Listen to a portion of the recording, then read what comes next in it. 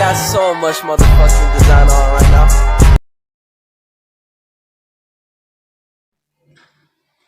Isi dari presentasi hari ini yang pertama adalah pengertian tentang otonomi daerah, yang kedua ada pembagian kewenangan, yang ketiga ada badan hukum non-profit, yang keempat ada badan hukum profit, yang kelima ada badan hukum ormas, dan yang terakhir adalah kesimpulan.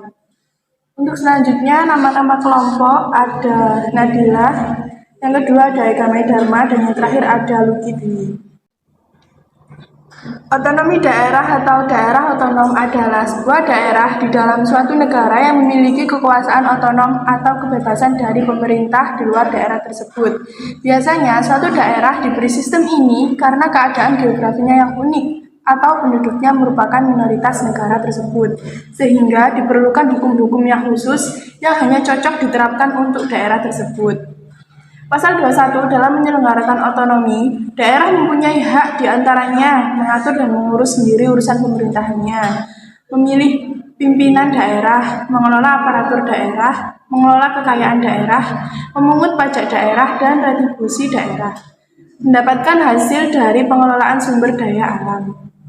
Pembagian kewenangan yang pertama ada bidang agama. Agama adalah kepercayaan manusia kepada Tuhan atau sejenisnya, serta tata kaidah yang berhubungan dengan adat istiadat dan pandangan dunia yang menghubungkan manusia dengan tatanan kehidupan. Bidang agama terpusat ada Kanwil dan juga Kankap. Yang kedua ada bidang bisnis. Bisnis merupakan suatu organisasi yang menjual barang atau jasa kepada konsumen atau bisnis lainnya untuk mendapatkan laba. Nah, di bidang bisnis terbagi menjadi 3. Yang pertama ada BUMN, Badan Usaha Milik Negara.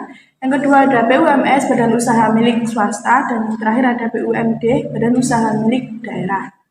Oke, selanjutnya ada bidang pajak. Pajak adalah kontribusi wajib kepada negara yang terutang oleh orang pribadi atau badan yang bersifat memaksa berdasarkan undang-undang, dengan tidak mendapatkan imbalan secara langsung dan digunakan untuk keperluan negara bagi sebesar-besarnya kemakmuran rakyat. Selanjutnya ada bidang hukum. Hukum adalah kumpulan peraturan yang terdiri atas norma dan sanksi-sanksi yang berkaitan dengan kehidupan manusia, dibuat oleh lembaga penegak hukum guna untuk mengatur tatanan masyarakat. Nah, orang yang bergerak di bidang hukum ada hakim, jaksa, polisi, advokat, dan juga panitera.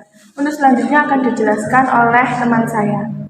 Transportasi yaitu pengangkutan atau perpindahan manusia atau barang dari satu tempat ke tempat lainnya dengan menggunakan sebuah kendaraan yang digerakkan oleh manusia atau mesin.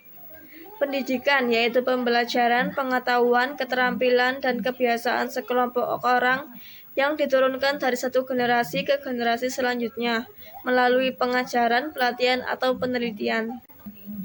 Badan hukum yaitu organisasi atau perkumpulan yang didirikan dengan fakta yang autentik dan dalam hukum diperlakukan sebagai orang yang memiliki hak dan kewajiban atau disebut juga dengan subjek hukum.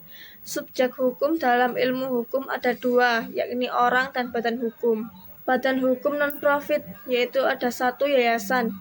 Yayasan adalah sebuah badan hukum yang bergerak dalam bidang sosial, kemanusiaan, dan keagamaan. Yayasan memiliki kekayaan tersendiri dari berbagai macam sumber. Yayasan ini sifatnya tidak memiliki anggota. 2. Perkumpulan. Perkumpulan adalah kumpulan orang yang didirikan untuk mewujudkan kesamaan maksud dan tujuan tertentu. Perkumpulan dapat didirikan di bidang sosial, keagamaan, dan kemanusiaan, dan tidak membagikan keuntungan kepada anggotanya. Oke, untuk yang selanjutnya adalah LSM atau Lembaga Swadaya Masyarakat. Lembaga ini adalah organisasi yang didirikan oleh perorangan ataupun sekelompok orang yang secara sukarela memberikan pelayanan kepada masyarakat umum tanpa bertujuan untuk memperoleh keuntungan dari kegiatannya. Organisasi non-pemerintah ini bercirikan organisasi, bukan bagian dari pemerintah, birokrasi, ataupun negara. Yang selanjutnya adalah badan hukum menurut profit. Yang pertama ada PT. Merujuk kepada UU Nomor 40 Tahun 2007, PT adalah badan hukum yang berupa persekutuan modal dan didirikan berdasarkan perjanjian untuk melakukan kegiatan usaha. Menurut UU tersebut pula, modal PT terbagi dalam bentuk saham dan harus memenuhi persyaratan yang ditetapkan di dalam undang-undang. Jadi, pemilik akan mempunyai bagian sesuai dengan lembar saham yang dimilikinya. Nah, Lembar saham tersebut bisa diperjualbelikan sehingga perubahan kepemilikan dapat terjadi. Lalu berikutnya adalah CV. CV adalah salah satu bentuk badan usaha yang dibentuk oleh dua orang atau lebih yang kemudian mempercayakan modal yang dimiliki kepada dua orang atau lebih. Hal itu dilakukan untuk menjalankan perusahaan tersebut sekaligus dipercaya untuk memimpin perusahaan. Tujuannya agar tercapainya cita-cita bersama dengan tingkat keterlibatan masing-masing anggotanya berbeda. Oleh karena itu, di dalam CV terdapat dua sekutu yang berbeda. Yang terakhir adalah koperasi. Sementara itu, berdasarkan UU nomor 25 tahun 1992 tentang perkoperasian, koperasi adalah badan usaha yang beranggotakan orang seorang atau badan hukum koperasi dengan melandaskan kegiatan berdasar prinsip koperasi, sekaligus sebagai gerakan ekonomi rakyat atas asas kekeluargaan. Selanjutnya ada badan hukum menurut Ormas. Yang pertama ada NU atau Nahdlatul Ulama. NU atau Nahdlatul Ulama ini adalah organisasi Islam terbesar di Indonesia yang telah memberikan kontribusi besar dalam sejarah dan perkembangan Islam di Nusantara. Nahdlatul Ulama berdiri pada tanggal 31 Januari 1926 di kota Surabaya. NU merupakan gerakan Islam yang berkomitmen untuk memperkuat ajaran Islam yang tradisional, menjaga persatuan umat muslim, serta berperan aktif dalam pembangunan sosial dan politik di Indonesia.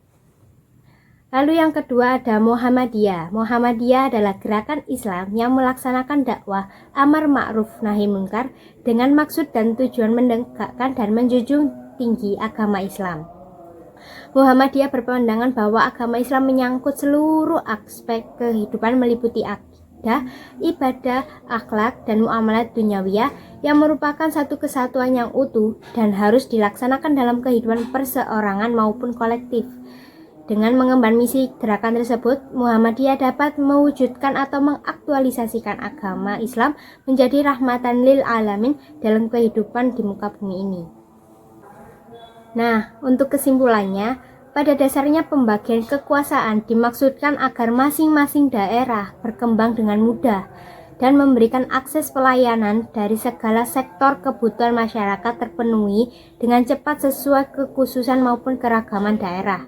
Selain itu, tujuannya juga untuk meningkatkan daya guna dan hasil guna penyelenggaraan pemerintahan di daerah, terutama dalam pelaksanaan pembangunan dan pelayanan terhadap masyarakat, serta untuk meningkatkan pembinaan kestabilan politik dan kesatuan bangsa. Otonomi daerah tidak akan berjalan tanpa adanya badan hukum. Kami dari kelompok 11 mengucapkan terima kasih, dan apabila ada kata yang salah dan kurang berkenan mohon dimaafkan sebesar-besarnya. Wassalamualaikum warahmatullahi wabarakatuh.